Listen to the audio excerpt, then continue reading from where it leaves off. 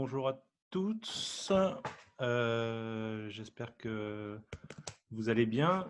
Bienvenue à cette première session que nous allons faire sur les définitions de statistiques. La formation sera sur 2 jours, une formation aujourd'hui avec une partie théorique et demain une partie plus pratique. Donc, on va commencer à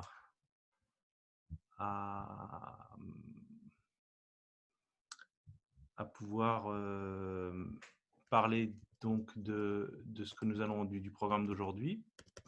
Donc, je vais vous passer la présentation.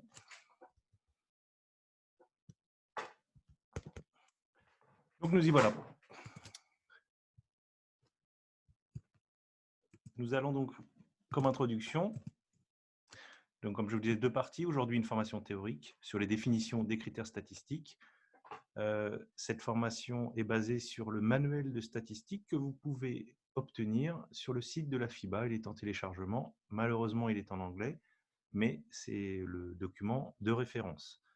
Je pense qu'il y aura une traduction durant l'année 2021. J'ai eu une information à ce sujet-là, donc vous pourrez l'avoir en français également. Nous avons également pour demain une formation sur le logiciel FIBA Live Stat. Il peut se télécharger, simplement vous tapez FIBA Live Stat 7. Il ne tourne malheureusement que sur PC. Attention, ça ne fonctionne pas sur Mac. Voilà, donc notre cours va se passer avec différentes définitions. Il y en a 8 ou 9, et je vais donc commencer par les choses les plus simples. On va fonctionner en fait en décrivant la définition et en ayant une illustration vidéo.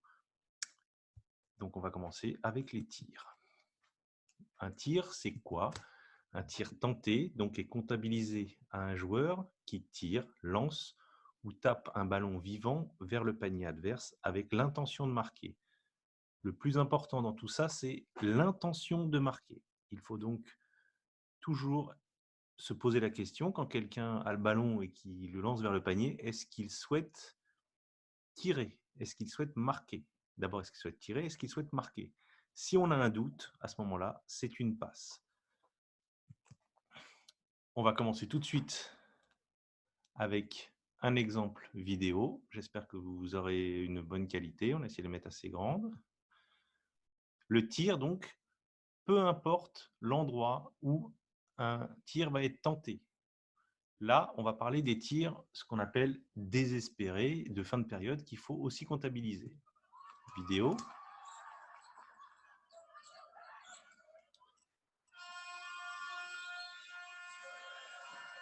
On va remontrer cette vidéo. Regardez la joueuse jaune qui va tirer. Et on va apercevoir l'arbitre ici qui lève sa main. Ça veut dire que le tir est parti avant la fin, de la période. Ça veut dire que le tir est valide. Si jamais il était rentré, il aurait été validé. Donc nous aussi, on doit comptabiliser ce tir. C'est le principe de ces tirs désespérés. Un autre exemple, vous voyez le temps en bas, il reste 2/10 de seconde. Il y a une remise en jeu d'une joueuse ici, une joueuse rouge. Voyons la vidéo.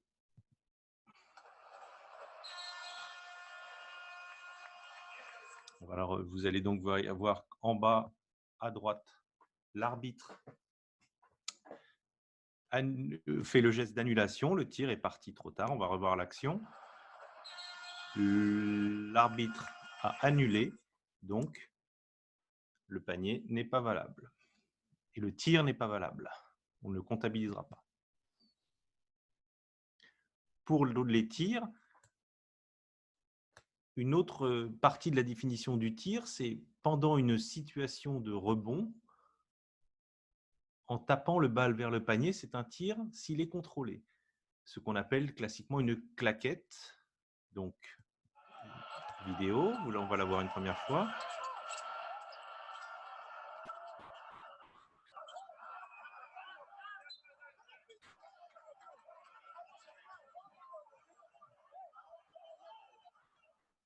sur cette situation, on a vu le joueur numéro 11 qui essaye de marquer après le tir manqué. Malheureusement, il ne réussit pas, mais dans notre cas, on va considérer qu'il a essayé de marquer. Rappelez-vous, c'est ce que je vous ai dit tout au début. C'est donc un tir tenté qu'on va enregistrer. S'il avait réussi ce type de mouvement, de claquette, ça aurait été donc un tir réussi également. Voilà, donc on est dans cette logique d'enregistrement des tirs.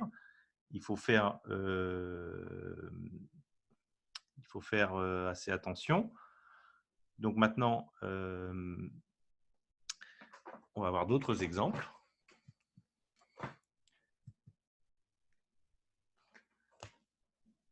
On a une situation maintenant où il n'y a pas de tir comptabilisé quand un joueur subit une faute sur le tir.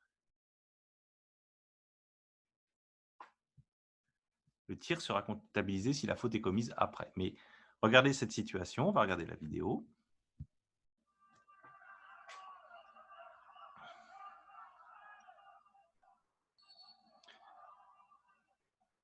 Le joueur 9 fait faute sur un joueur qui est en train de tirer au panier. À ce moment-là, nous n'allons pas comptabiliser le tir tenté. C'est important. Pourquoi? Parce que le joueur sur qui le joueur vert va avoir des lancers francs. Cela veut donc dire que, en fait, le tir que l'on ne va pas comptabiliser va être remplacé par les lancers francs. Donc, je vous remonte l'action. Dans une situation comme ça,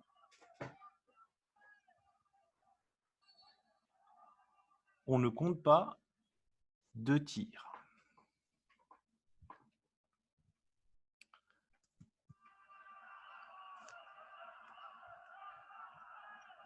Voilà, faute, pas de tir.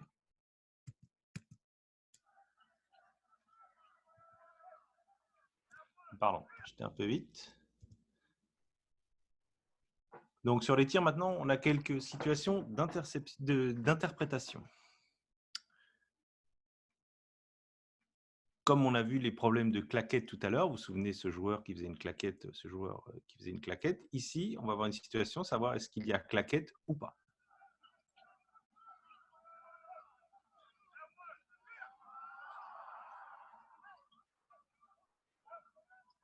Dans cette situation-là, je vais vous la remontrer, donc je vais vous la commenter. Dans cette situation-là, les joueurs n'ont pas contrôlé le ballon, donc il n'y a pas de rebond accordé, de tir, pardon, qui sera accordé. On attendra. Les joueurs ont juste touché le ballon, donc à ce moment-là, on ne peut pas faire grand-chose.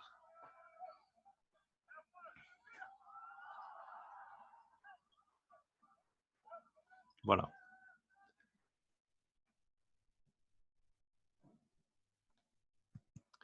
Situation suivante. Est-ce que c'est une passe? Est-ce que c'est un tir? Rappelons-nous ce qu'on vous a dit tout au début.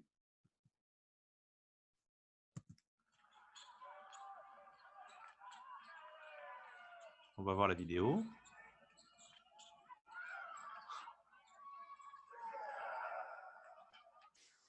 Dans cette situation, on peut avoir un doute. Est-ce qu'il y a tir? Est-ce qu'il n'y a pas tir? Mais si on regarde bien la joueuse, on voit bien qu'elle a un mouvement et elle a commencé. Et on voit qu'elle a pu elle a fait une tentative vraiment de tir.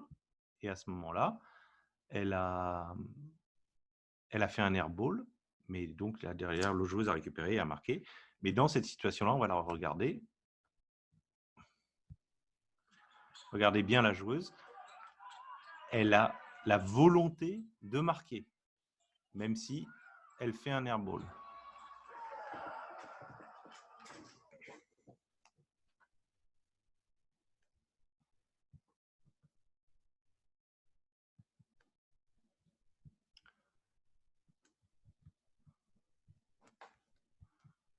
Donc, on a vu une première partie.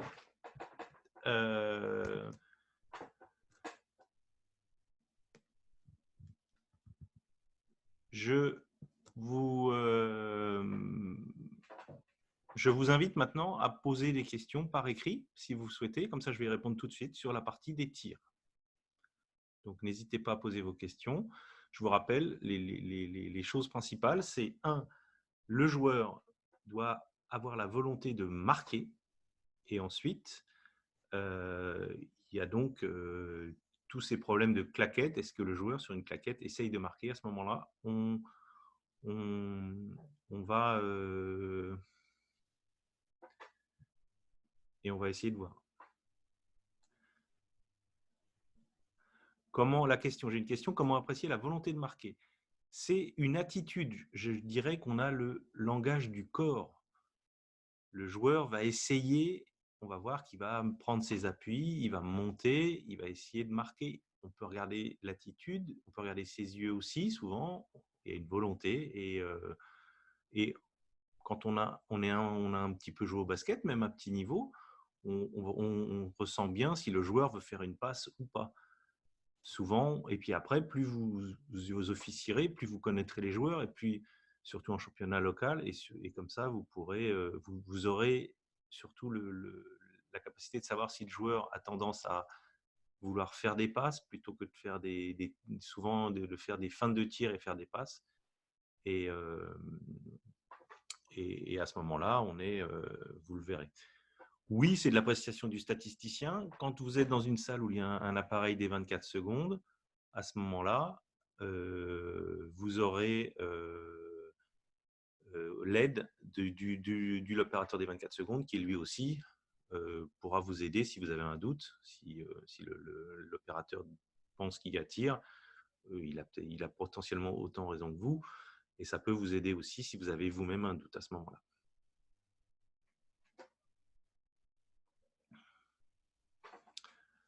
Voilà. Donc, on va pouvoir enchaîner quelque chose qui est lié à… Ah, pardon. On a encore une question. On va la prendre, il n'y a pas de souci. Après un tir de A, B cherche à dégager le ballon marqué plutôt que son panier comme impression en thème statistique. Bon, alors là, on est sur une question précise. Un joueur va marquer contre son camp. Donc, dans cette situation-là, on va appliquer le règlement de jeu, c'est-à-dire le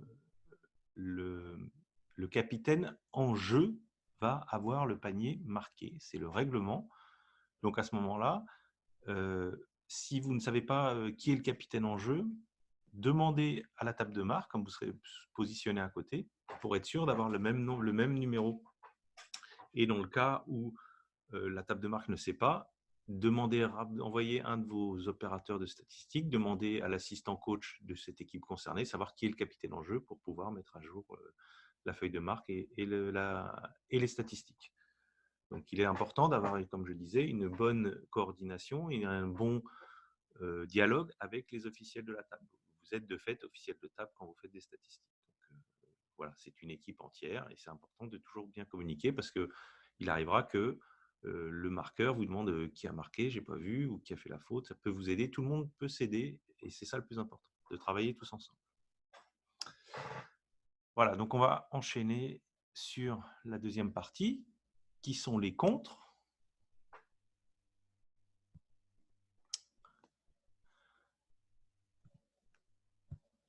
Les contres. Un contre, c'est une déviation claire ou un rejet d'un tir par un défenseur. Donc, on en revient toujours à une chose. S'il y a un tir, il peut y avoir un contre. Mais il faut être sûr que le joueur ait voulu essayer de marquer. On va avoir une vidéo simple d'un contre.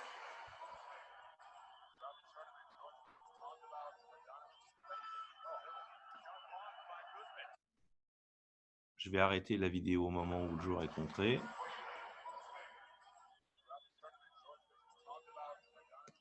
Voilà, c'est ici. Le joueur rouge a contré le ballon. Ça l'a ralenti. Donc, ça l'a dévié également. Donc, à ce moment-là, on va accorder un contre à ce joueur.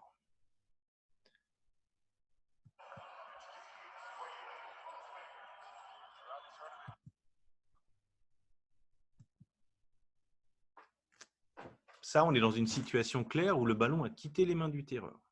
Maintenant, si le ballon est bloqué avant qu'il ne quitte les mains du tireur, alors on a deux situations qui vont se présenter pour nous pour l'enregistrer aux statistiques. Un, si le ballon est au-dessus du niveau des épaules, alors ce sera un contre. Et à ce moment-là, le tir sera considéré comme tenté et on aura un rebond. Démonstration. Regardez à l'intérieur. Voilà. Je vais arrêter la vidéo pour qu'on voit bien.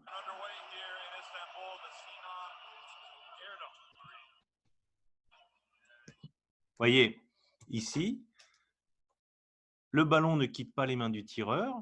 La main du défenseur blanc est au-dessus du niveau, le ballon est au-dessus du niveau des épaules du joueur rouge. On est dans une situation de tir, donc on a un tir tenté, comme on a vu tout à l'heure. Le joueur rouge essaye de marquer, il n'y a pas de doute. Le joueur blanc aura un contre, et on aura le rebond, on verra ça juste après. Donc voilà, donc dans cette situation, le ballon est au-dessus des épaules, on n'a aucun doute, c'est bien une situation de contre. Dans notre cas, le ballon n'a pas quitté les mains du tireur. Situation suivante, si le ballon est bloqué, donc avant qu'il ne quitte les mains du tireur, mais le ballon est en dessous du niveau des épaules. Vidéo.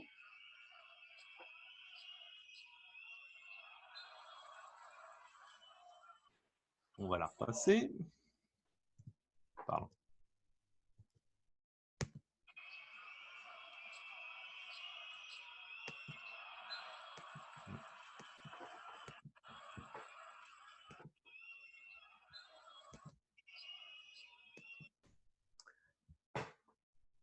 Vous voyez que le joueur a essayé en fait, on va dire, plus d'intercepter que de contrer. Ça se situe en dessous du niveau des épaules. Dans notre situation, il n'y a pas de changement de possession. Donc, nous, au niveau des statistiques, sur une action comme ça, on ne va rien enregistrer. En revanche, si jamais le joueur blanc perdait la balle, à ce moment-là, le joueur rouge aurait eu une interception, probablement si le ballon avait continué, n'était pas sorti. Donc voilà. Donc, les contres, c'est une petite partie, mais c'est des situations qui sont compliquées à gérer parce que c'est des choses auxquelles on ne s'attend pas. Ça arrive soudainement. Et ça, souvent, ça implique des contre-attaques, des choses comme ça, ou des claquettes, des choses un peu compliquées. Donc, de ce côté-là, il faut absolument que vous puissiez être prêt quand ça arrive. Et on verra surtout demain que toutes ces situations doivent être dictées dans un ordre précis pour que la personne qui est à l'ordinateur puisse ne pas perdre de temps. Donc voilà. Donc, au niveau des contres, ce que je vous invite, c'est si vous avez des questions, vous pouvez les poser pendant les projections, comme ça on les aura tout de suite. Mais est-ce que vous avez des questions et comme ça, on va continuer comme ça. Alors, j'ai une question. Le cas des contres où le ballon n'est ni dévié ni bloqué, est-ce qu'on le comptabilise? Le contre, le ballon n'est ni dévié ni bloqué. Si ça se passe au-dessus du niveau des épaules, oui, il y a contre. Mais si ça se passe en dessous, c'est soit interception, balle perdue, soit le jeu continue. Alors, est-ce que la position de la balle par rapport aux épaules est déterminante dans la comptabilisation? Bien évidemment, c'est exactement ça. Si le ballon est au-dessus du niveau des épaules, à ce moment-là, on aura un contre dans ce cas-là, si le ballon ne rentre pas.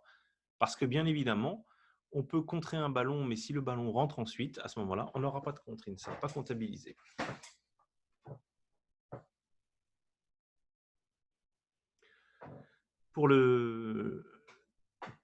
Alors, j'ai une question, c'est quoi BP plus interception? BP plus IN. BP, c'est un ballon perdu et IN, c'est une interception. On va voir les définitions tout à l'heure en fin de session. Ne vous inquiétez pas. Pour Italie-Turquie, ce n'est pas une interception parce que le ballon est conservé par le joueur. Je vais repasser la vidéo que vous compreniez bien. Voilà. inversé au départ. Regardez bien cette action. Ok, il a tenté de l'intercepter, mais le ballon est conservé. Et nous, on ne va rien enregistrer.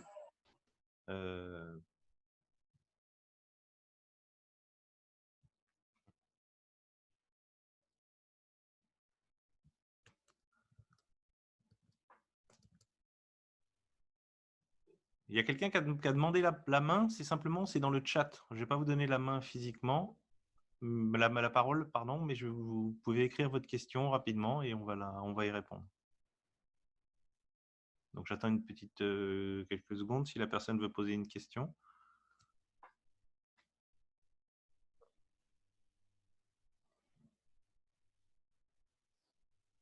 Bon.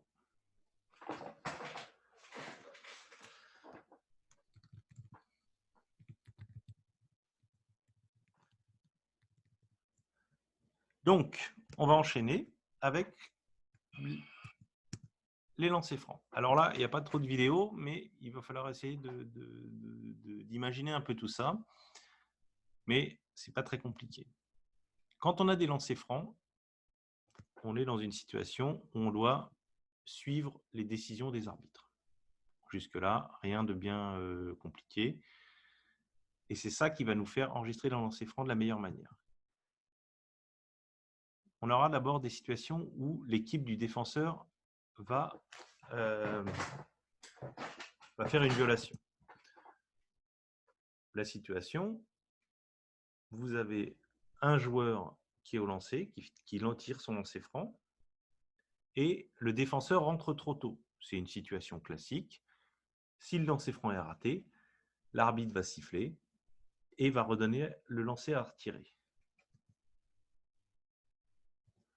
Pour nous, on ne comptabilisera pas ce lancer qui a été raté avec la violation. On va attendre le suivant. Si jamais le lancer est réussi, l'arbitre va accorder le panier, il n'y aura pas de nouveau tir. Donc nous, on suit l'arbitre, le panier, on va comptabiliser le lancer réussi. Si c'est le tireur,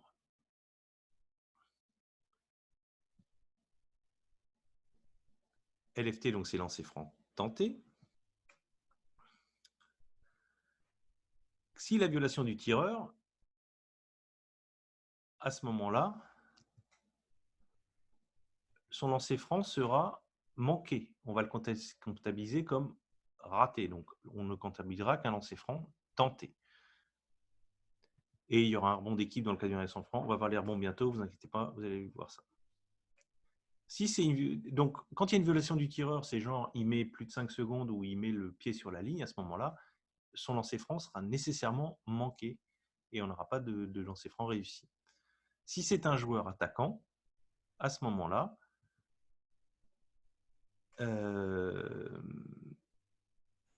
si le tireur met le lancer franc, le réussit à ce moment-là, on ne comptera pas cette violation. En revanche, si le tireur a manqué le lancer franc, à ce moment-là, soit on fait tirer le dernier lancer franc, soit on rend la balle aux autres en leur donnant un rebond d'équipe.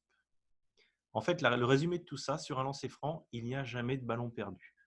Vous comptabilisez ce que les arbitres disent. S'ils le réussissent, vous le comptabilisez. S'ils leur donnent à tirer, vous ignorez celui qui a été manqué. Vous prenez que celui qui est validé par les arbitres. Voilà. Je pense que c'est compliqué parce qu'on n'est pas trop dans le truc, mais sur un lancer franc, mettez ça, c'est jamais de lancer franc, et comme ça après, vous serez jamais de ballon perdu et vous suivez les décisions des arbitres.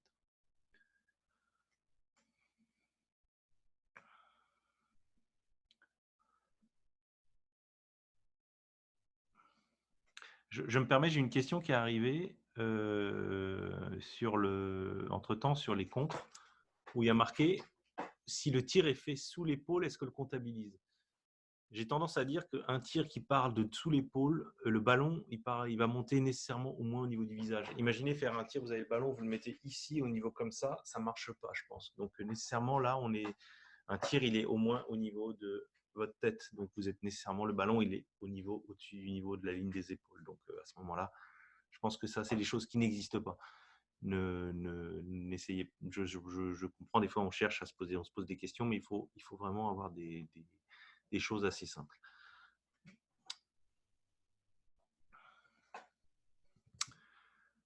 Donc, on va continuer maintenant.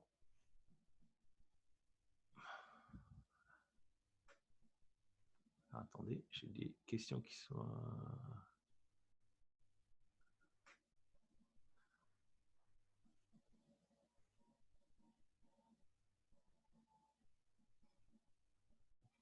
Oui, mais je pense que sur votre... ces tirs accidentellement, ça ne... De toute façon, le ballon, il sera en haut au-dessus d'une... Il arrivera nécessairement, même quelqu'un qui sera au sol, qui voudra tirer au sol, il aura le ballon au niveau de ses épaules. Donc, de toute façon, faut pas chercher des choses impossibles. Donc, de toute façon, si le ballon est au-dessus des épaules, il y aura un contre. Donc, même sur ce truc-là, on ne peut pas faire des choses comme ça. Même un lay-up, il sera nécessairement au niveau des épaules. Donc, non, ces situations, elles n'existent pas.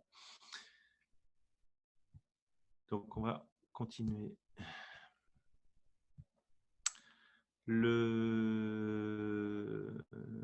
Voilà. Donc, maintenant qu'on a vu les tirs et les contres, on va passer aux passes décisives. Donc, les passes décisives, avant tout, c'est une passe qui mène directement au panier réussi d'un coéquipier. Voilà, ça c'est chaque passe qui mène directement au panier réussi d'un coéquipier est une passe décisive. Cependant, il y a des règles qu'il faut suivre. Il y a 3 règles. D'abord, la première, c'est toute passe à un joueur dans la raquette qui marque à l'intérieur de raquette est une passe décisive. Donc, on a une petite vidéo.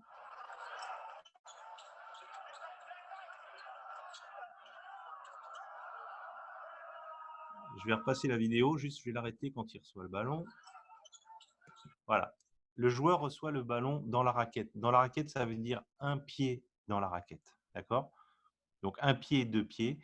Et une fois qu'il a reçu le ballon, il peut faire 1, 0, 1, 2, 3, 4, 5 grilles, peu importe. La passe, si lui, il marque, à ce moment-là, je vais repasser la vidéo. Donc, le joueur fait la passe à l'intérieur. Panier marqué. Et à ce moment-là, on a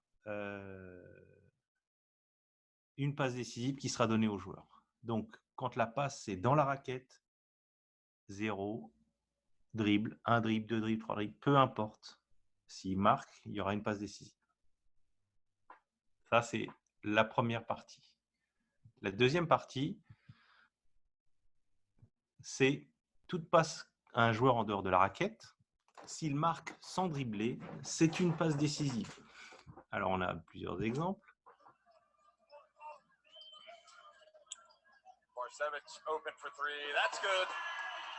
Dans cette situation-là, le joueur reçoit le ballon et tire directement.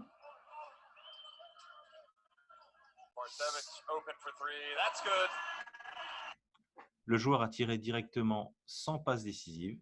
À ce moment-là, sans dribbler, pardon, à ce moment-là, c'est une passe décisive.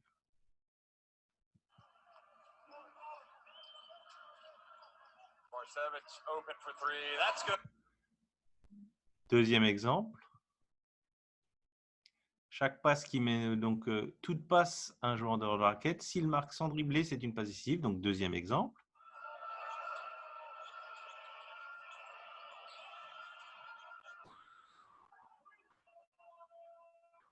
Ce sont les deux situations les plus simples. Celle qu'on a vue tout à l'heure, je passe la balle au joueur à l'intérieur, il marque, moi j'ai une passe décisive. Il marque sans dribbler, c'est une passe décisive directement. Troisième partie de la définition. Si le joueur marque avec un ou plusieurs dribbles, ce sera une passe décisive si le tireur n'est pas marqué par un défenseur devant lui, face à lui ou déséquilibré au moment de la réception de la passe. En revanche, il n'y aura pas de passe s'il passe son défenseur en 1 contre 1. Regardons cet exemple.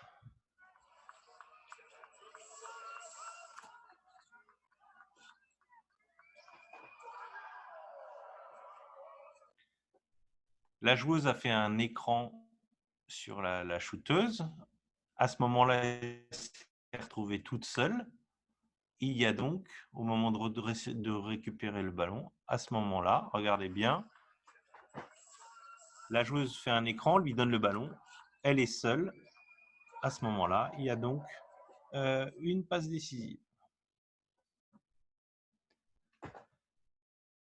En fait, dans toutes les situations de pick and roll bien fait, normalement, il n'y a pas de souci. Vous aurez il y aura souvent des passes décisives si les joueuses marquent derrière. Et à ce moment-là, elles peuvent faire un dribble. Le dribble compte, il n'y a pas de problème. On va voir un autre exemple. Et là, en fait, c'est un joueur où il y a un décalage. Le joueur est en déséquilibre au moment où le joueur récupère la passe.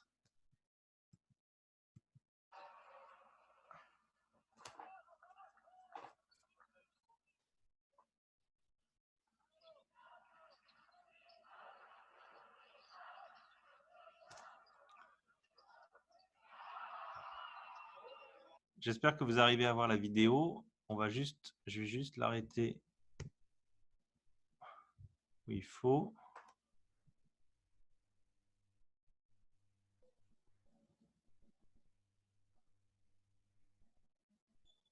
C'est moi qui le fais avancer doucement, comme ça vous allez voir.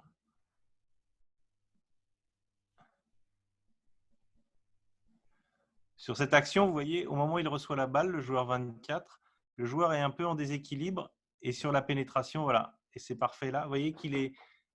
Le joueur n'est pas face à son défenseur, le défenseur n'est pas face à l'attaquant, il est un peu sur le côté. Et à ce moment-là, le joueur a fait la différence sur son mouvement et à ce moment-là, on aura une passe décisive. C'est ça qu'on indique, le joueur est en déséquilibre. Donc le joueur n'est pas devant lui à la réception, il est sur le côté légèrement. Donc voilà la situation.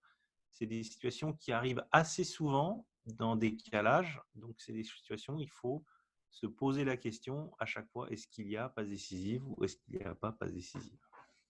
Je vais vous montrer l'action en entier. J'espère que vous pouvez la voir correctement pour que vous compreniez bien le décalage.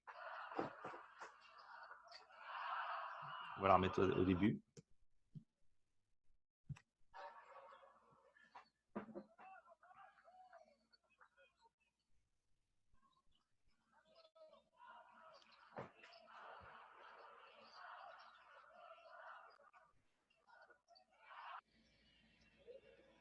Voilà.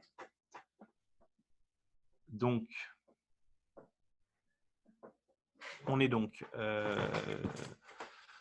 en situation de passe décisive. Donc, attention, c'est des notions qui sont pas mal subjectives. Donc, je vous invite à vraiment à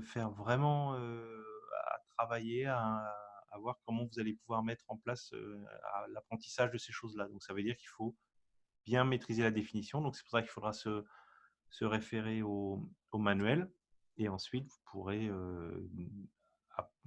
de mieux en mieux appréhender ce genre de situation. Alors, il y a des règles complémentaires sur la passe décisive. Il ne peut y avoir qu'une seule passe décisive par tir. Attention, bien évidemment. Et seule la dernière passe peut être une passe décisive. Souvent, on peut avoir une superbe passe qui décale et le joueur redonne encore la balle. Ce sera ce dernier joueur qui aura la passe décisive. Et enfin, la distance, le type de shoot, la difficulté ou la facilité du tir, ça n'a pas d'importance. Vous avez vu, on a des situations, on a eu un joueur, on lui fait une passe, il tire, il marque, il y a une passe décisive, on aurait pu donner la balle intérieure, il aurait pu faire 10 feintes, etc. et marquer, il n'a même pas décisif pour le joueur. Donc, voici le principe de la passe. Je vais, comme tout à l'heure, vous proposer. Est-ce que. Alors, j'ai plus des questions qui sont arrivées. Si la passe est faite dans la raquette et que le joueur dribble mais sort de la raquette avant de marquer, oui, il y aura passe décisive parce qu'au moment où il l'a reçu à l'intérieur. Donc à ce moment-là, il y aura une passe décisive. J'ai une question qui est revenue sur les lancers francs. Avec la leçon franc, je ne comprends pas, le logiciel est programmé pour demander s'il y a passe quand il y a panier. Alors s'il y a faute sur le tir, doit-on considérer une passe décisive? Oui. C'est ce qui était écrit en haut de la slide. S'il y a une faute sur un tir, c'est-à-dire que le joueur est en position de tirer et que le joueur va avoir des lancers francs pour ce tir-là, à ce moment-là, s'il marque un lancer franc au moins, il aura un tir, il aura une passe décisive. Comme vous dites, le logiciel demande une passe décisive sur les tirs, sur les fautes en situation de tir, et à ce moment-là, vous la saisissez, et automatiquement le joueur la donnera, on verra ça demain, automatiquement l'ordinateur le donnera si le joueur marque un lancer franc ou pas.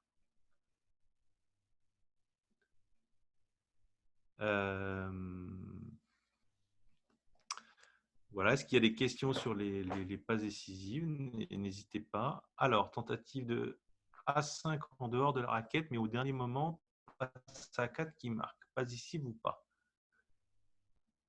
Si c'est une passe, attention, on en revient, c'est est-ce que le joueur voulait tirer ce fameux A5 ou pas? Et ce que je lis, c'est que le joueur a fait une feinte de tir et il a donné son ballon à l'intérieur. Et finalement, le 4 marque. Si 4 est dans les conditions pour s'il fait aucun dribble ou s'il est dans la raquette ou alors s'il a dépassé son adversaire qui est déséquilibré, à ce moment-là, il y aura une passe décisive pour A5. Oui.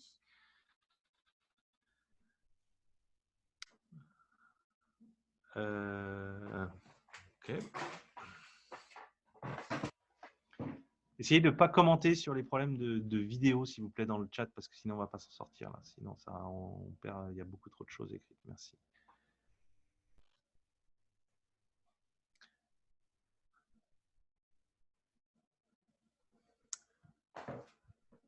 Je pense que je vais vous remontrer tout simplement si après, passe, le joueur feinte, se décale et shoot, on comptabilise comment? Alors, si le défenseur est toujours présent, si le joueur est obligé de faire un dribble pour se décaler, à ce moment-là, il n'y aura pas de passe.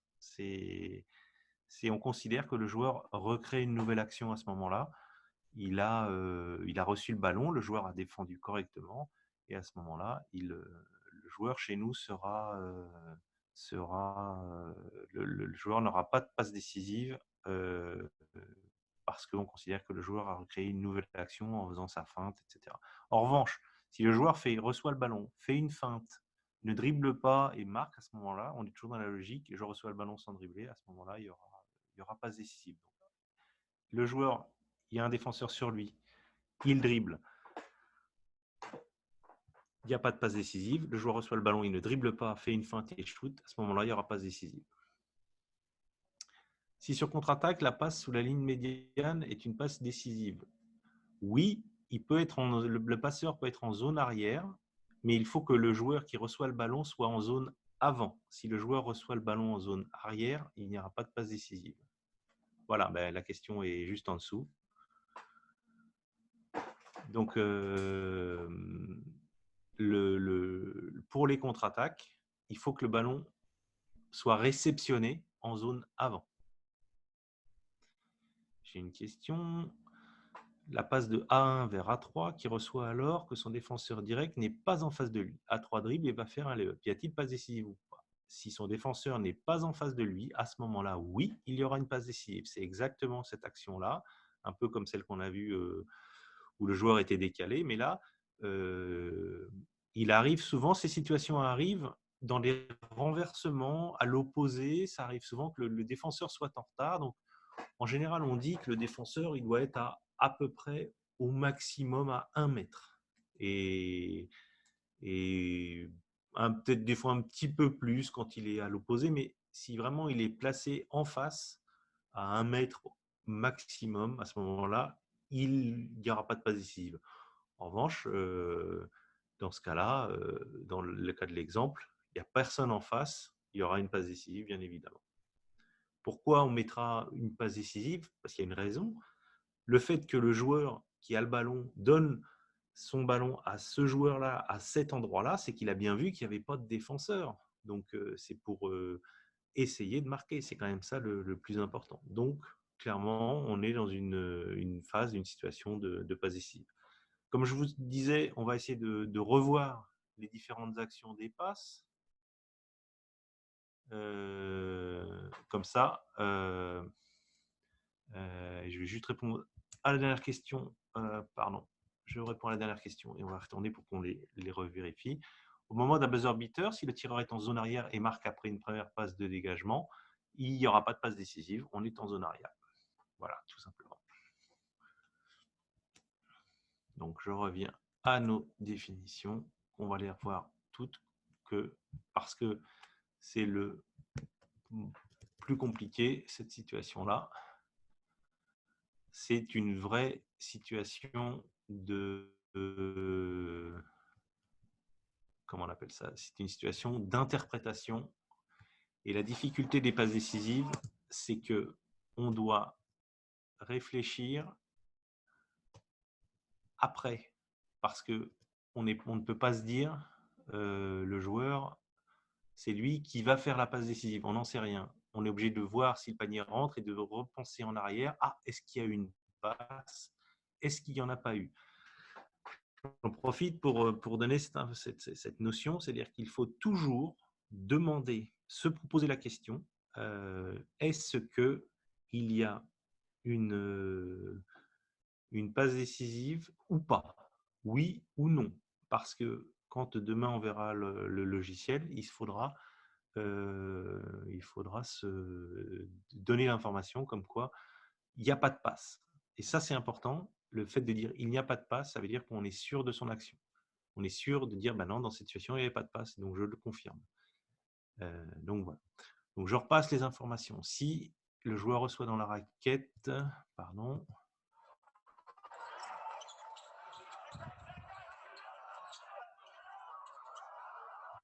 le joueur reçoit la balle dans la raquette, pas de passe, passe décisive, pardon. Le joueur reçoit une passe en dehors de la raquette sans dribble, il y a une passe décisive.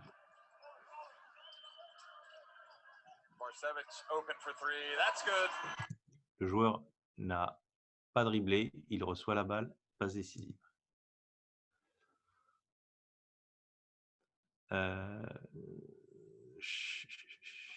On a chaque passe qui mène directement. Donc là, on est sur un autre exemple.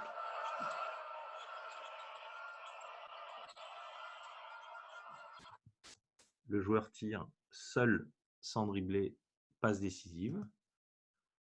Si on est en dehors de la raquette, les situations de pick and roll sont classiques.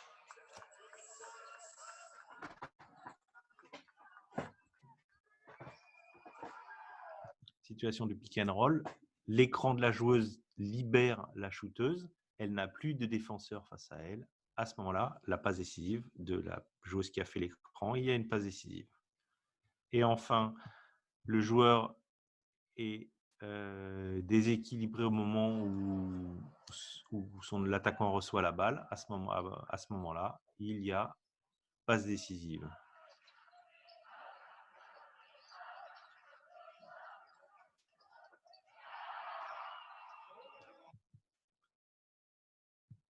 Parce qu'on a dit les règles complémentaires, une seule passe par tir, seule la dernière passe peut être une passe décisive.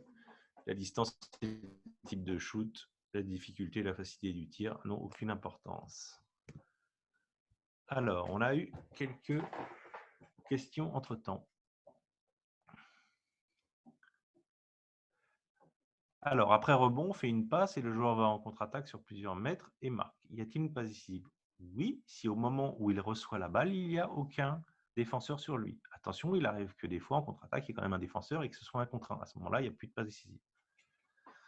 Une autre question. Passe de A1 vers A3 qui reçoit alors que ce défenseur direct n'est pas en face de lui. A3 dribble et va faire un lay-up. Y a-t-il passe ou pas? Oui, donc oui.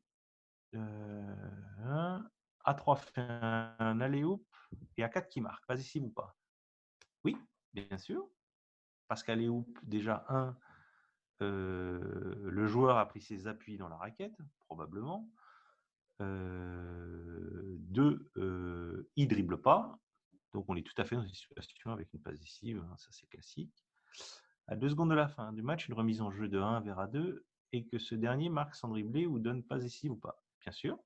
S'il est en zone avant, bien sûr. Si ça peut arriver, il n'y a pas de problème. C'est le problème du dribble. S'il y a un dribble, s'il y a des dribbles, à ce moment, on se pose des questions. S'il n'y a pas de dribble, à ce moment, il n'y aura pas décisif tout le temps. Est-ce que la présence d'un déterminante est une question, est-ce que la présence d'un défenseur est déterminante pour l'appréciation de la passe décisive? Dans certains cas.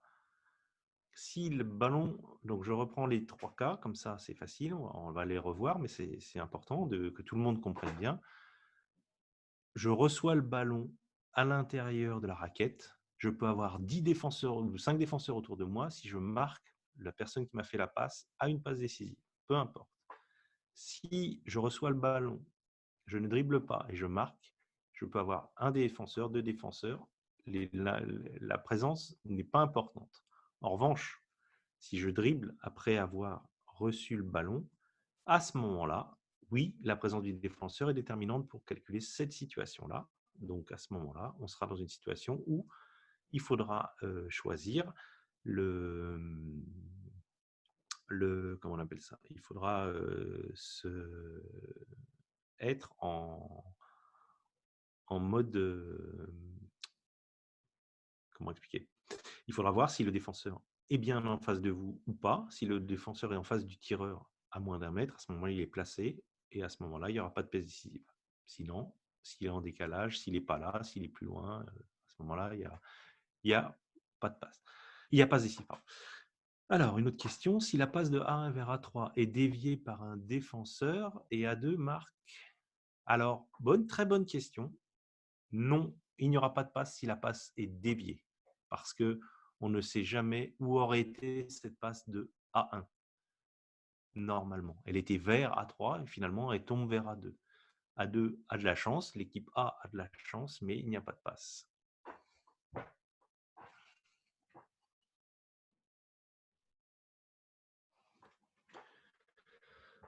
Donc voilà, on a fait après que cette première partie, on a vu les tirs, les contres, les passes décisives, donc quand les paniers sont réussis. Maintenant, on va enchaîner avec l'autre partie un peu plus lourde, qui sont les rebonds. Donc, les rebonds, c'est tout à fait la suite classique de ce qu'on va faire. Donc, on va enchaîner.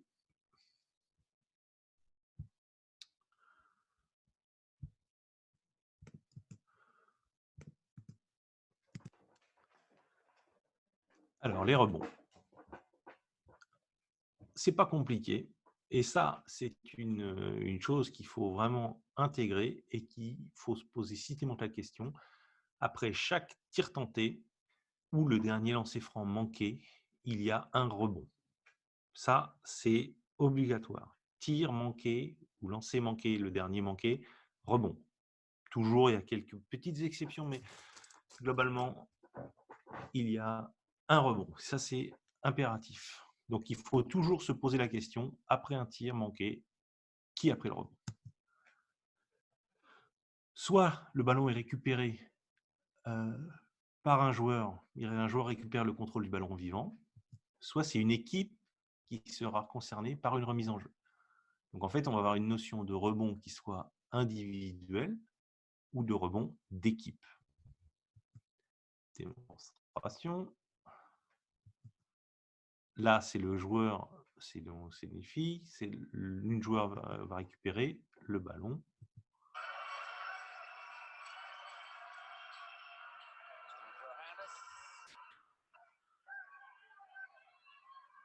Voilà, pardon. Dans notre situation, vous avez vu la joueuse qui n'a pas bien contrôlé. Finalement, il y en a une qui l'a contrôlé correctement. C'est elle qui va avoir le rebond. Donc, je vais repasser la vidéo. Juste la première joueuse qui va récupérer la première joueuse blanche qui va récupérer le ballon, on n'arrive pas à la contrôler. Finalement, c'est la seconde qui la contrôle. C'est elle qui aura le rebond. Regardez bien.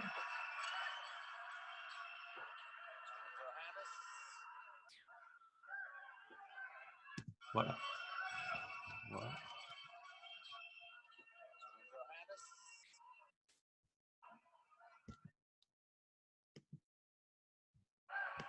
Voilà, c'est bien cette joueuse-là, ici, qui a le ballon, qui aura le rebond défensif. L'autre ne l'a pas contrôlé, et pour un rebond, il faut le contrôler pour l'avoir. Un autre exemple où c'est l'équipe, donc récupération, c'est une équipe qui récupère le ballon. En fait, regardez la situation.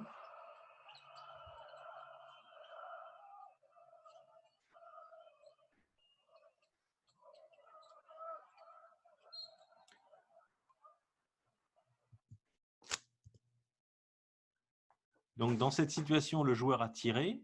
Le joueur rouge a essayé de contrôler, n'a pas pu, le ballon est sorti. À ce moment-là, on a eu un tir tenté, raté. Ce sera donc un rebond pour l'équipe qui récupère le ballon. Je pense que c'est le ballon. On va revoir. Je pense que le ballon va à l'équipe jaune. On va vérifier. De toute façon, il faut regarder l'arbitre qui va nous donner, lui, le côté. Là. Ballon au jaune. On aura donc un rebond d'équipe pour l'équipe jaune. Défensif.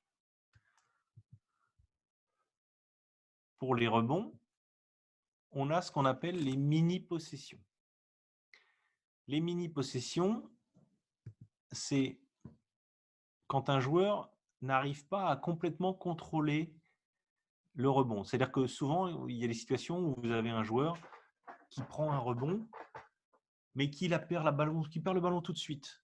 Parce qu'il retombe sur la ligne, parce qu'il n'arrive pas à bien contrôler le ballon, ça sort de ses mains, parce qu'il fait un marché en s'arrêtant. Et à ce moment-là, on ne donnera pas un rebond et une balle perdue, mais on préférera donner un rebond d'équipe directement.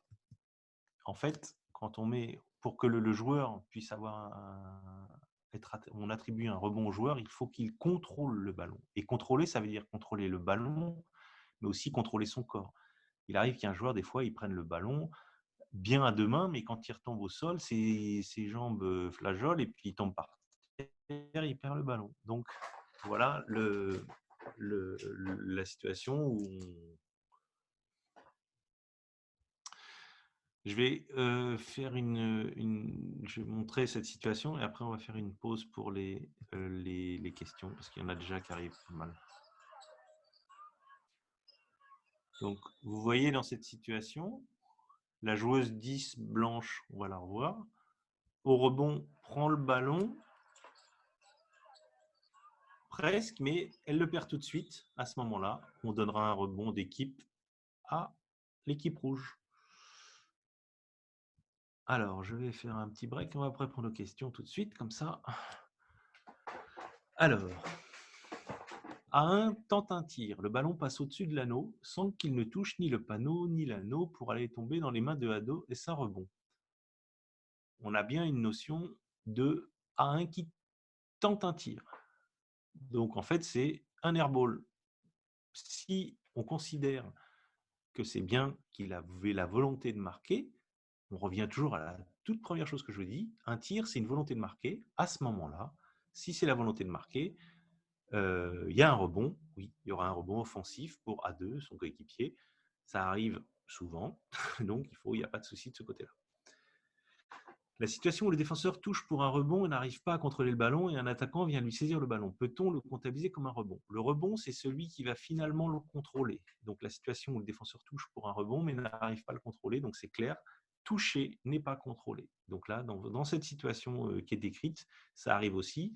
Il y a un tir, le joueur au rebond, il pousse la balle, il touche, il met un coup de poing, etc. Tant que ce n'est pas clairement un contrôle, eh ben, on attend que la situation soit clarifiée. Finalement, c'est celui qui va se saisir, par exemple l'attaquant, comme dans l'exemple, c'est lui qui aura le rebond. S'il y a un tir et que le ballon sort, comment on comptabilise le rebond? Nouvelle question, donc bonne question, c'est ce qu'on disait, c'est les rebonds d'équipe.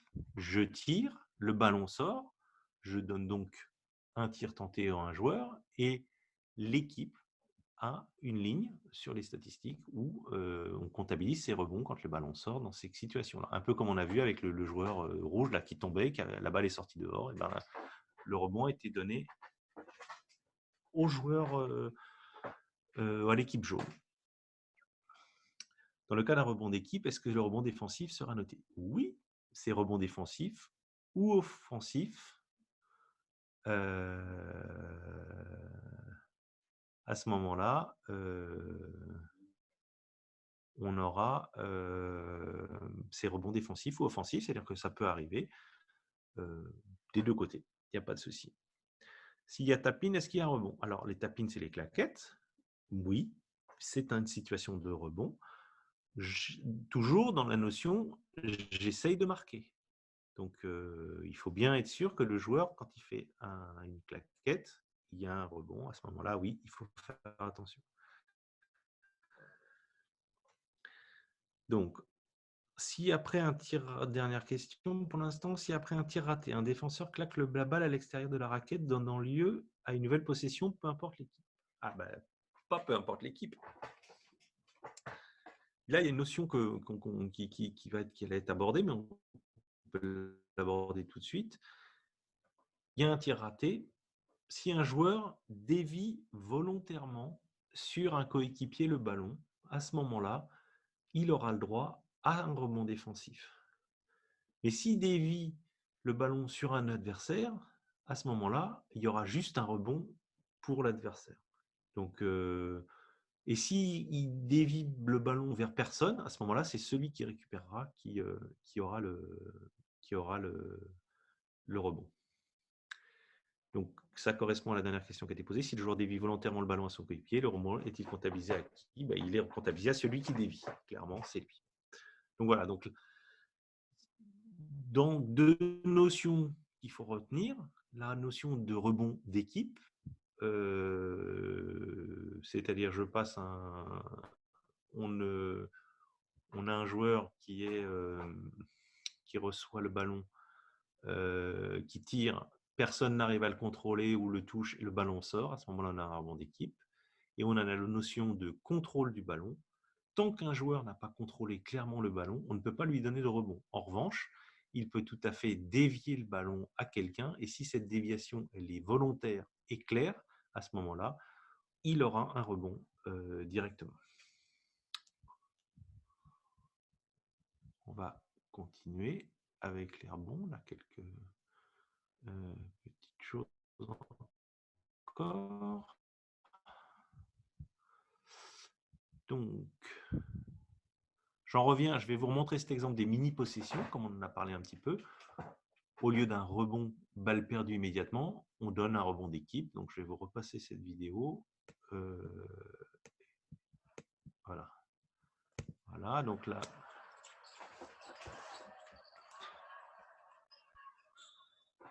on est dans une situation de mini-possession. La joueuse a pris le rebond, mais n'a pas contrôlé complètement le ballon, et finalement, elle est sortie avec le ballon.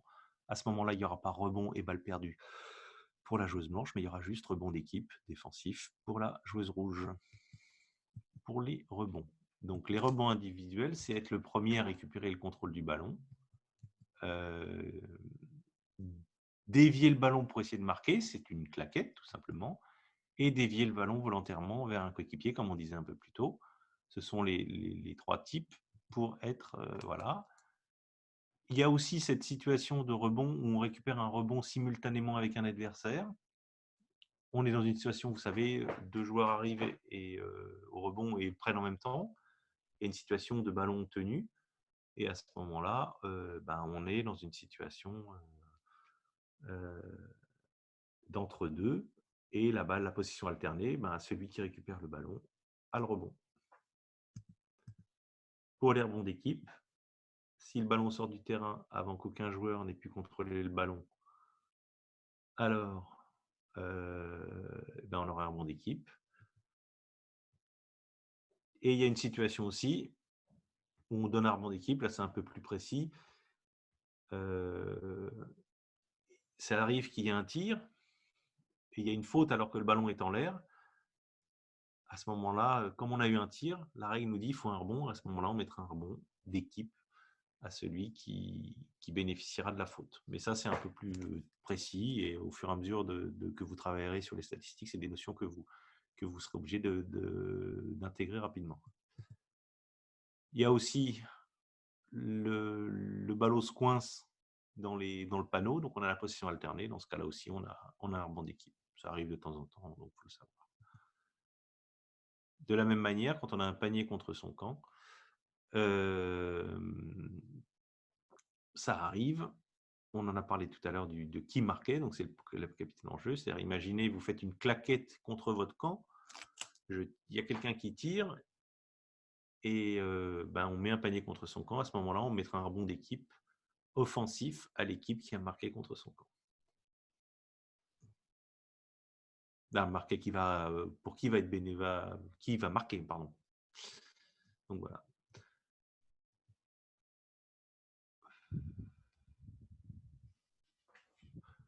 On va reprendre.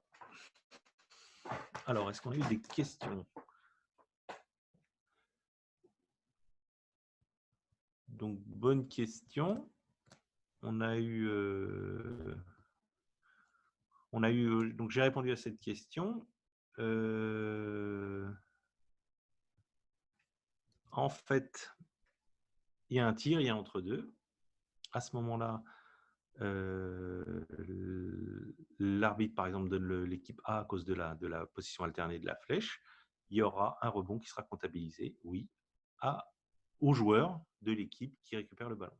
Mais c'est un rebond individuel, ce n'est pas un rebond d'équipe. Voilà. Est-ce que vous avez d'autres questions sur les rebonds? Est-ce que c'est clair? N'hésitez pas, on prend un petit peu de temps, on n'est pas en retard.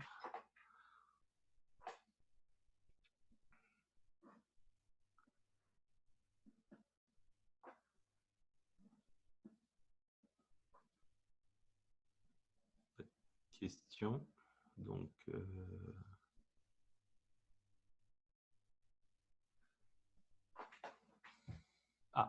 voilà. Si en voulant prendre le rebond, A3 se retrouve dehors avec le ballon, c'est une mini-possession, oui. Donc, on ne comptabilisera qu'un rebond d'équipe pour l'équipe B à ce moment-là. Ça, c'est exactement la question, c'est exactement ça. C'est je prends le rebond, je ne contrôle pas et je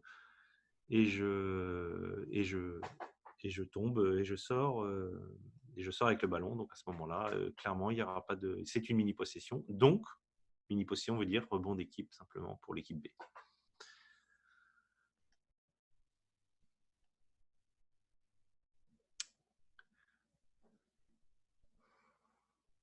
Ok.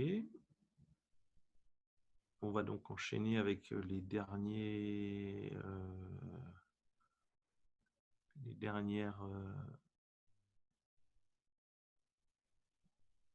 parties. Voilà.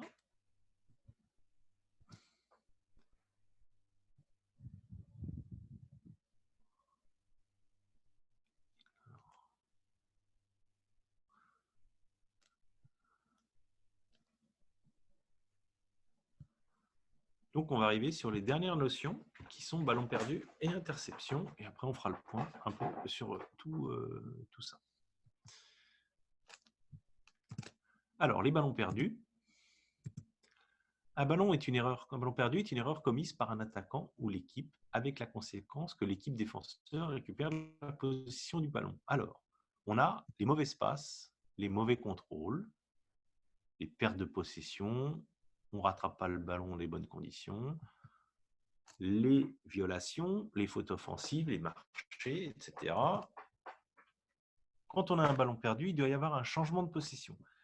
Il arrive de temps en temps qu'un joueur perde presque le ballon et finalement le récupère. À ce moment-là, il n'y a pas de conséquences et on n'enregistrera rien.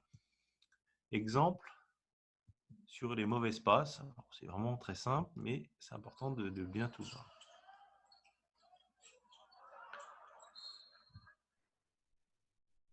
Dans cette situation-là, je vais essayer d'arrêter la vidéo au moment…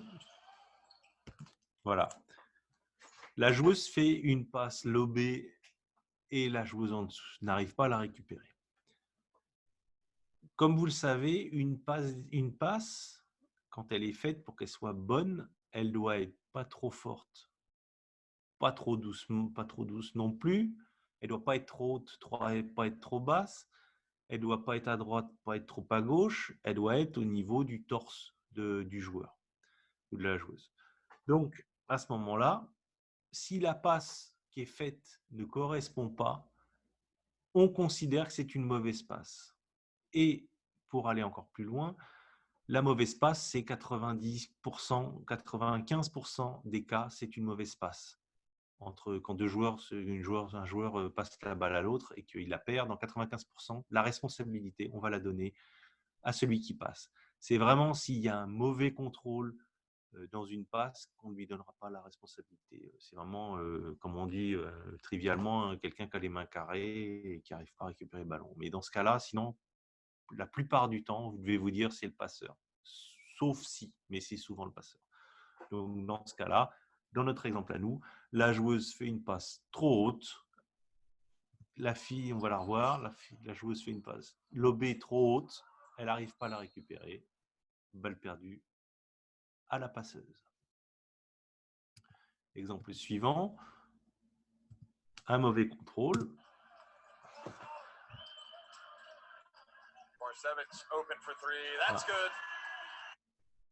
Ah, pardon, mauvais exemple. Ouais. La vidéo n'est pas bonne. Bon. Il y a une petite erreur de vidéo, il faudra qu'on vérifie ça. Le mauvais contrôle, c'est vraiment le joueur dribble, il se la fait enlever des mains par le défenseur, et à ce moment-là, c'est lui qui est responsable de la balle perdue.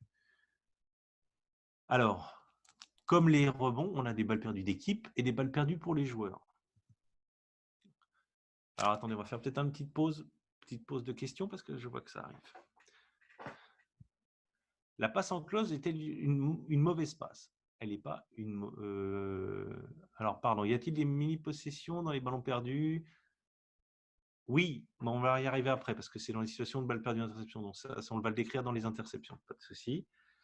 La passe en cloche était a priori une mauvaise passe? Non, ce n'est pas une mauvaise passe, mais dans notre situation, oui. Hein, faire une passe en cloche n'est pas une mauvaise cloche, c'est un choix du joueur. Après, il fait ce qu'il veut. Maintenant, dans notre situation, elle n'est pas adaptée, elle est trop forte. Elle est trop longue, je crois, trop haute, et puis trop forte aussi. La fille n'arrive pas à la contrôler. À peu près combien de passes décisives dans un match à 100 points? Alors, on revient tout à l'heure. Sur les passes décisives dans un match à 100 points, un match, on va dire, normal, parce que 100 points, il n'y a pas souvent, c'est plutôt 85 points.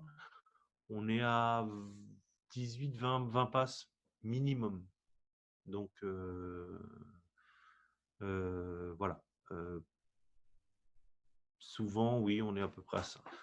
Donc, il n'y a pas de ce côté-là, on n'a pas de souci. C'est une vingtaine de passes, on va dire, en général, voire un peu plus. Si vous avez un vrai jeu collectif assez léché, donc ça veut dire qui se termine par des extra passes avec des joueurs seuls ou alors beaucoup de jeux intérieurs aussi. Si ça joue beaucoup à l'intérieur, il y aura un peu plus de passes décisives. On va prendre la suite. Alors, balle perdue de joueur ou balle perdue d'équipe. Pour l'évaluation de temps, quand on a des 3 secondes ou des 5 secondes, c'est toujours le joueur. Alors, il y a une petite modification qui a été faite depuis. Les 5 secondes de remise en jeu, maintenant, sont devenues des balles perdues d'équipe. Attention. Il y a une petite modif, il faut que je corrige le document. C'est voilà, 5 secondes. Il y a plusieurs 5 secondes, vous savez, dans les règles du basket. Il y a les 5 secondes. Un joueur étroitement marqué, je perds le ballon parce que je l'ai gardé 5 secondes. À ce moment-là, la balle perdue, elle n'est qu'à moi. Il y a les 5 secondes du lancer franc. Donc, c'est une violation du tireur de lancer franc. Rappelez-vous, pas de balle perdue sur les violations des violations du lancer franc. Et les 5 secondes de remise en jeu, maintenant, sont à l'équipe. 8 secondes, 24 secondes, ce sont des violations de l'équipe. Peu importe, hein, si un joueur dribble 8 secondes, ce sera quand même une violation de l'équipe. Toutes les autres, marché, retour en zone, etc., ce sont des violations des joueurs. Les fautes offensives aussi, c'est une violation du joueur. Ça entraîne un ballon perdu. Pourquoi? Parce qu'au moment où un joueur fait une faute offensive, son équipe avait le ballon. Donc, il faut donc intégrer cette notion de j'avais la possession, je la perds, donc je vais on me la redonne ensuite. On la redonne à l'autre équipe, donc on a un ballon perdu. Pour information, quand vous sur le logiciel de stats, on verra ça demain, quand vous cliquez sur vous saisissez une faute offensive, il mettra automatiquement une balle perdue. Des questions encore sur les balles perdues ou pas? Marché, est-ce que c'est une balle perdue? Oui, c'est individuel. Quand on fait un marché, il n'y a aucun problème. C'est une balle perdue. De ce côté-là, il n'y a pas de doute. Toutes les violations, les reprises de dribble, les portées de balle, tout ça sont des balles perdues qui sont données au joueur qui fait cette violation.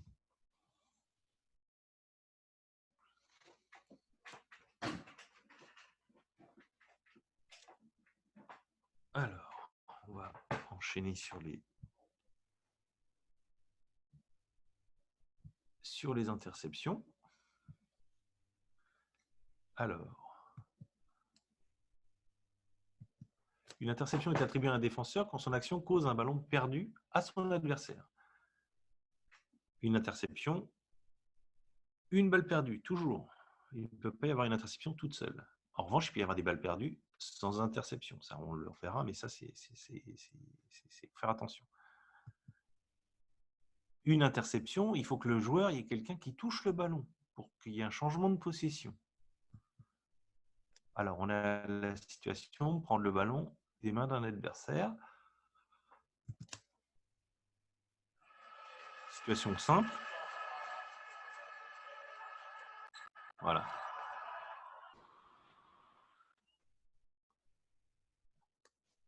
On va juste arrêter le jeu là où ça se passe. Pardon.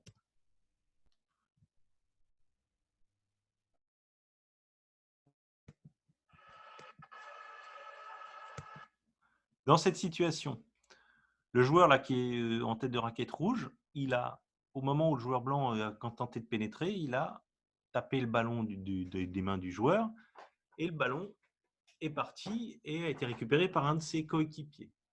Dans cette situation, c'est celui qui a initié l'interception, le premier à l'avoir touché, qui a le droit à cette interception. Donc attention, ce n'est pas le dernier qui a récupéré qui aura l'interception, c'est celui qui a initié l'interception.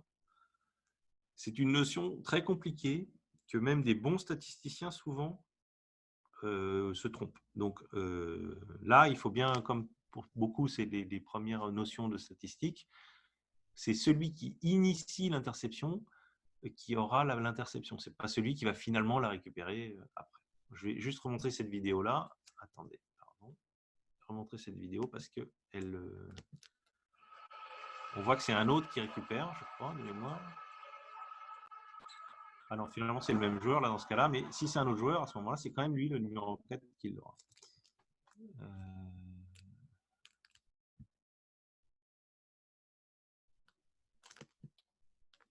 Je crois qu'on a des questions. On va répondre toutes ces questions. Quand le joueur glisse avec le ballon et sort du terrain, au niveau des balles perdues, eh ben, c'est celui qui avait le ballon qui glisse, qui sort, c'est lui qui est responsable. C'est donc une sortie, c'est une violation, donc il a une balle perdue. En cas d'interception, le contrôle du ballon n'est pas obligatoire. Non, c'est exactement ce que je viens de vous décrire. Le fait de dévier le ballon n'est pas contrôlé, permet quand même d'avoir une interception. Si le défenseur intercepte une passe et le ballon sort, non. Pourquoi? Parce que l'interception, le ballon, dans une situation d'interception balle perdue, le ballon doit rester vivant. Donc dévier un ballon, par exemple, je dévie le ballon qui touche un autre défenseur, mais je récupère le ballon sur une sortie, une touche, à ce moment-là, il n'y aura pas d'interception. C'est juste... ça, c'est pas possible.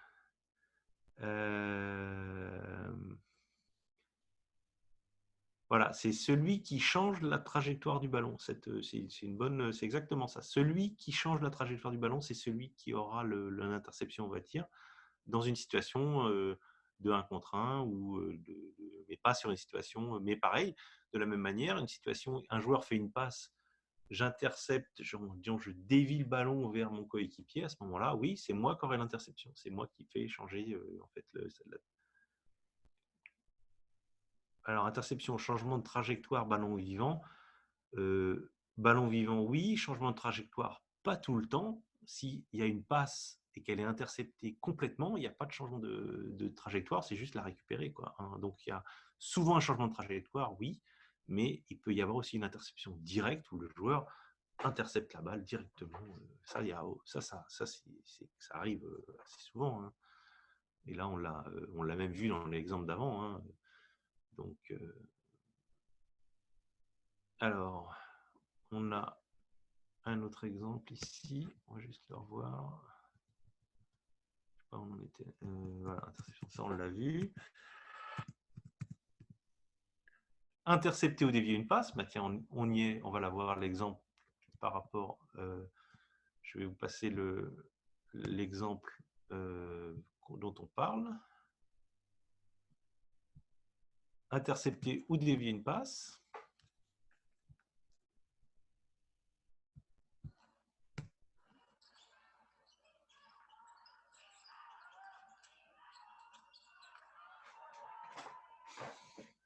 C'est une situation très très simple qu'on a vue. Je vais juste, on va la repasser.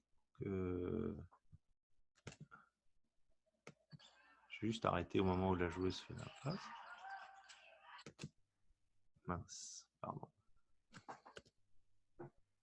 Taper à côté.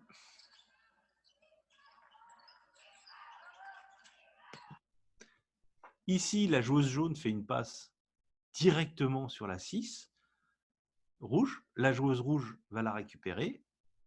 Alors, comme je disais tout à l'heure, il n'y a pas de changement de déviation de la passe. Elle va l'intercepter directement. Elle a une interception, il n'y a pas de doute. Et voilà. Donc ça, c'est la situation la plus claire. Mais comme je disais tout à l'heure pour les situations de contre, quand il y a des situations d'interception et de balles perdues, ce sont des situations qui entraînent tout de suite des accélérations du jeu. Et à ce moment-là, le jeu, ça met en difficulté l'équipe de statistiques. Il faut être vraiment très précis à ce moment-là pour bien donner toutes les informations. Parce que, regardez, tout de suite après l'interception, il y a une contre-attaque. Donc voilà. Alors, on peut revoir. Alors, on a des questions. On va y répondre tout de suite. On va en profiter.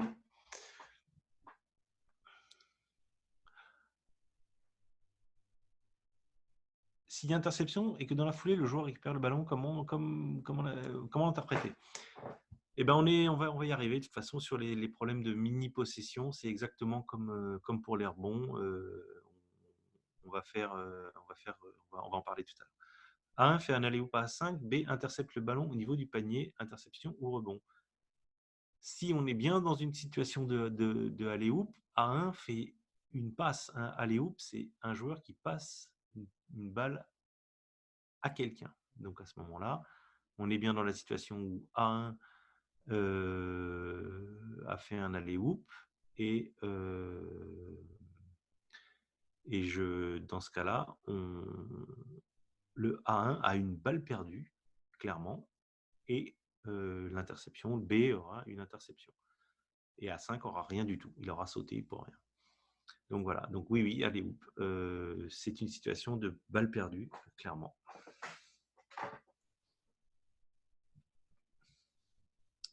On va retourner sur notre exemple ici. Donc là, on est une interception, récupérer un ballon après une erreur d'un attaquant, ça arrive aussi.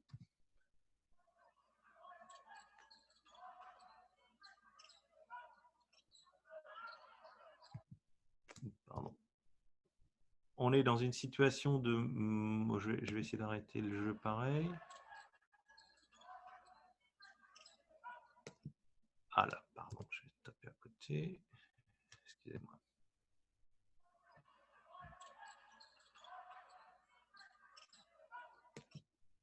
Il ne veut pas s'arrêter, ça m'agace.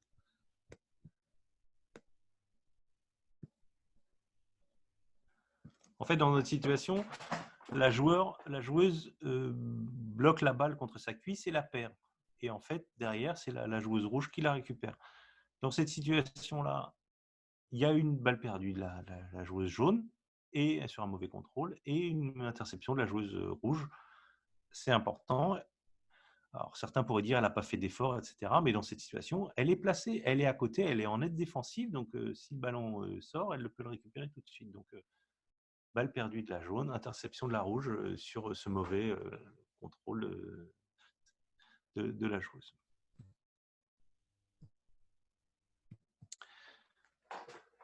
Donc là, il y a un petit récap de tout ce qu'on disait sur les interceptions. Elle doit être contrôlée obligatoirement. Il n'y a pas d'interception si le ballon devient mort, même si l'action du défenseur est responsable du ballon perdu, ce qu'on disait tout à l'heure.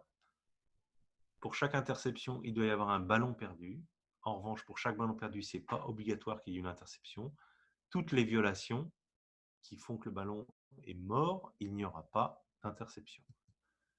Si plus d'un défenseur est impliqué, celui qui a initié le ballon perdu est crédité de l'interception. Donc, comme on a vu tout à l'heure, dans ces situations, il y a un joueur qui dévie le ballon, qui détourne le ballon et quelqu'un d'autre le récupère. C'est celui qui a initié donc, ce ballon perdu qui aura une interception. Attention, une interception n'est pas nécessairement la récompense d'une bonne défense. Il faut que le ballon reste en jeu, il faut tout un tas de conditions. Il arrive des fois, vous savez, qu'on défende. Le joueur, parce qu'on défend bien, se dribble sur le pied, le ballon sort. Ce n'est pas parce qu'on a bien défendu qu'on a une interception. Là, on a juste un ballon perdu sur le pied. Donc, c'est ça qu'il faut bien intégrer à ce niveau-là. Voilà, on est au bout de tout. Maintenant, je vous invite à poser vos dernières questions. De la même manière, ce qu'on va faire demain, je vous invite à réfléchir à tout ce qu'on a vu, etc. Et toutes les questions qui vous passent par la tête, lorsque vous vous connecterez quelques minutes avant le début du cours, vous les posez directement sur le chat. Comme ça, on va commencer tout de suite en revoyant des exemples vidéo si vous voulez, que vous n'avez pas bien vu, si vous voulez des précisions, si vous avez eu quelque chose qui vous est venu. Donc, demain, avant qu'on commence, vous poserez toutes les questions que vous voudrez. N'hésitez pas. Hein, vous pourrez aller sur le site de la FIBA pour trouver le statistique manual si vous voulez, même si en anglais, vous trouverez des informations. Donc, n'hésitez pas à poser des questions demain et on prendra une quinzaine de minutes, je pense, pour bien y répondre. On a les dernières questions qui arrivent. Donc, on a B1 qui perd le ballon par un pressing intense de A2. Il n'y a pas d'interception. Oui, si le ballon sort, ça arrive souvent, souvent des trappes dans les coins ou près d'une ligne. Le joueur essaye et perd le ballon. Et à ce moment-là, il n'y aura pas d'interception. C'est exactement dit. Ce n'est pas parce qu'on défend bien qu'on aura obligatoirement une interception. Pour les coachs, cette notion de ballon gagné, eux, ils aiment bien les enregistrer, mais ce n'est pas nous. C'est ce que les coachs souhaitent, c'est pour son analyse à lui. Mais nous, on n'a pas cette notion de ballon gagné qui est trop subjective, alors qu'une interception, c'est plus clair. Qu'est-ce qu'on a d'autre? Pourrait-on avoir toutes les vidéos que vous avez présentées? Ça, je ne sais pas comment on va faire. Si A1 dévie la balle et A2 contrôle la balle, l'interception sera attribuée à A1 ou A2. A1 dévie la balle et A2 contrôle le ballon. Dans ce cas-là, comme on a dit, c'est A1 qui aura le ballon. Alors, une bonne défense, il y a 24 secondes ou 14 secondes. Y a-t-il balle perdue ou interception? Les 24 secondes, comme on a dit, les 14 secondes sont en fait une violation des 24 secondes, n'oubliez pas. Il y a une balle perdue si on a des 24 secondes. Donc ça, il n'y a pas de souci. Mais il n'y a pas d'interception. Donc c'est bien ce qu'il faut comprendre. Il n'y aura pas d'interception sur une 24 secondes. Toutes les violations, il n'y a pas d'interception. Voilà.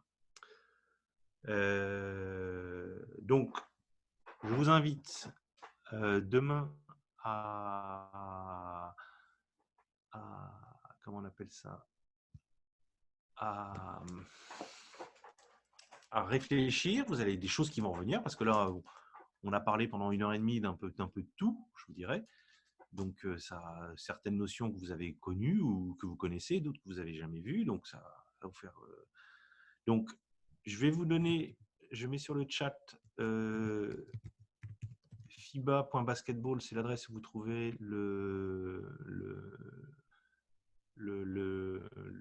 comment on appelle ça, le résumé, le manuel de statistiques. Pour le logiciel, si vous souhaitez et si vous pouvez le télécharger, vous pourrez le trouver sur fibaorganizer.com. Donc, j'ai mis les adresses sur le site. Je vais juste essayer de retrouver l'adresse du... Je vais vous donner l'adresse directe. Je vais vous mettre l'adresse dans le chat pour télécharger le... je pense que c'est celui-là. Je vais juste vérifier. Non, c'est pas le bon, bien sûr.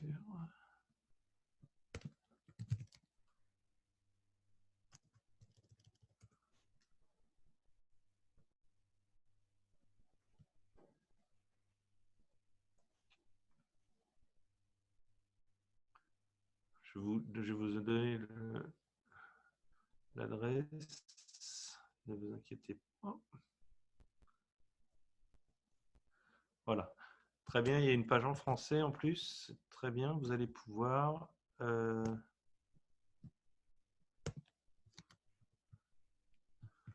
Voilà, je vous mets, vous aurez toutes les informations. Alors, si on travaille avec la version 6, il y a de nouveau, moi je travaille avec quelqu'un qui utilise la version 6, c'est le plus pratique pour moi. Alors, le problème, c'est qu'il n'y a plus de maintenance de cette solution et que comment on appelle ça, toutes les compétitions internationales à terme sont faites avec la version 7. Donc, il faut que vous passiez de la version 6 à la version 7. Se former est tout à fait normal, donc de passer un niveau au-dessus aussi est tout à fait normal. Donc, je vous invite à télécharger la version 7 et puis commencer à travailler dessus.